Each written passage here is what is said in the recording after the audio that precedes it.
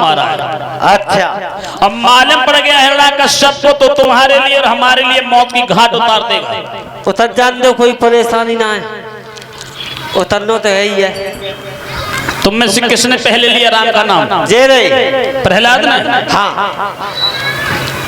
गुरु कहने लगे, प्रहलाद हाँ, तुम्हें मालूम नहीं कि तुम्हारे चाचा को राम ने मारा है? तो मारो तो मार दो, का है वो। और इस बात की तुम्हारे पिता को हिरण्यकश्यप को मालूम पड़ गया ना, हाँ, तो तुझे भी मौत की घाट उतार देगा तेरा एक पिता। भाई उतार दूंगा खुद। बेटा ये राम का नाम मत ले। लो जाओ अब तो। प्रहलाद को गुरु ने बहुत समझाया, पर प्रहलाद ने एक बात नहीं मानी। हिरण्यकश्यप के पास गुरु शांडक मारक प्रहलाद को पकड़ के ले गए और कहने लगे, महाराज ये देखिए तुम्हारा बेटा हिरण्यकश्यप से कहा तुम्हारा बेटा प्रहलाद है ना, ये राम का नाम लेता है। मैंने बहुत समझाया पर इसने मेरी एक बात नहीं मानी, इसलिए तुम्हारे पास लाया हूं, क्यों तुम्हारा पुत्र है, तुम्हारी बात मानेगा। हिरण्यकश्यप ने प्रहलाद को अपने पास बुलाया और बिठाया, कहा बेटा प्रहलाद, तुम्हें पता नहीं है कि तुम जिस राम का नाम लेते हो उस राम ने तुम्हारे चाचा को मारा है? तो मारो तो मारन दो, नाम तो लो जाओ, बिना राम के तो कछुना है।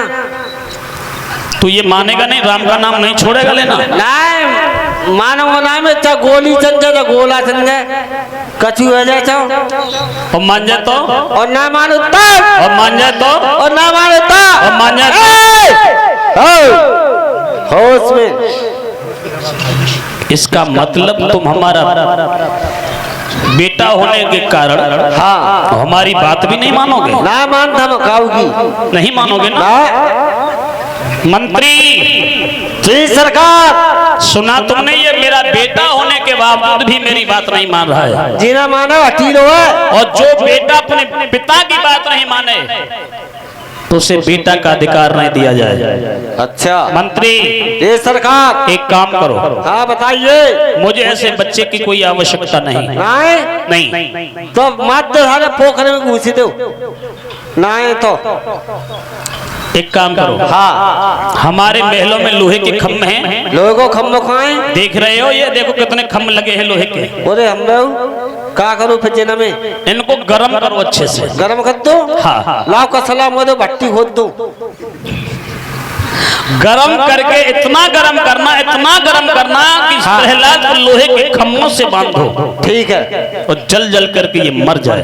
ठीक है, जल्दी करो। कर रहा हूँ, आँच पे जात दूं। लोहे के खम्भों को गरम कराया, प्रहलाद को पकड़ के लेके चले खम्भों की तरफ। तो क्या देखा है प्रहलाद ने लोहे के खम्भ पर? एक चींटी रेंग रही है। प्रहलाद ने मन में सोचा कि ये इतना गरम लोहे का खम्भ है और गरम खम्भ पर चींटी रेंग रही है, जब चींटी का कुछ नहीं हुआ तो भला मेरा क्या हो सकता है? कचरा हो। मंत्री ने जाकर के प्रहलाद को लोहे के खम्भ से बांध दिया, पर उस पर कोई असर नहीं पड़ा। हिरण्यकश्यप बैठा हुआ देख रहा है, प्रहलाद यूं ही बंधा है। हिरण्यकश्यप बुलाए मंत्री। जी सरकार, प्राइवेट कंपनी, बताइए क्या समाचार लाए हो दरबार में? मुझे लगता है तुम पर ये लोहे के खम्भ अच्छे से गर्म नहीं हुए। ना भाई नहीं। तो फिर क्या करूं जामी? एक काम कर, हाँ। यदि ये लोहे के खम्भ अच्छे से गर्म हो तो ये प्रहलाद जरूर जल जाता और ये मर जाता। महाराज जी ऐसे कर्म ना होंगे, जब भट्टा में घुसे दो खम्भ में। सुनो, सुनाइए। एक बार इसके ऊपर उंगली लगा के देखो ये गर्म है या नहीं। उगरी? हाँ। उगरी जल्दी तो मैं सबरे करवे खावे तुम मारा जाऊंगा। लगाओ जल्दी। काय में खम्भ पर देखो, टच करके गर्म है या नहीं। काय खम्भ जेरो? सीधा बहुत गर्म है गई, मेरी तो उगरी जल गई। इसका मतलब इस प्रहलाद पर कोई असर नहीं पड़ा। मंत्री हाँ, एक काम करो, हाँ, हमारे महलों में लोहे की कढ़ाई, बड़ी बड़ी लोहे की कढ़ाइयों को लाओ, अच्छे से गरम करके उसमें तेल करो, तेल को अच्छे से गरम करके प्रहलाद को छोड़वा दो। महाराज ऐसा करो, मेरे तो हाजिर को जो भैंसियां ले जा रखा है, इन्हें पे दिखवाए दो खम्भ।